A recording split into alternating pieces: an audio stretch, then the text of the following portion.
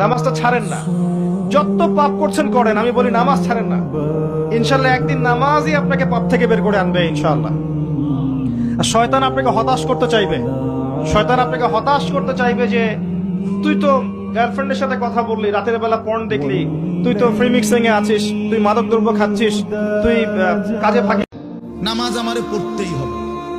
এবার যত কষ্টই লাগুক, যত ক্লান্তি লাগুক, আমাকে পড়তেই হবে। সুদ ঘুষ মিথ্যা হারাম রোজগার আমার ছাড়তেই হবে। এবার আমার সামনে বাকি সবাই লক্ষ কোটি টাকার, মিলিয়ন মিলিয়ন টাকার মালিক হয়ে যাক, কিন্তু আমার যেহেতু অনুমতি নাই, আমি এটা যাওয়া যাবে না। এটাই মুসলমান, এটাই জীবন, এটাই তাকওয়া। আল্লাহ তাআলা আমাদের কাছে এটাই চায়, বান্দা গুনাহ বর্জন করো, আমার হুকুম। নামাজটা ছাড়েন না। যত পাপ করছেন করেন, আমি বলি নামাজ ছাড়েন না। ইনশাল্লাহ একদিন নামাজই আপনাকে পাপ থেকে বের করে আনবে ইনশাল্লাহ। আর শয়তান আপনাকে হতাশ করতে চাইবে।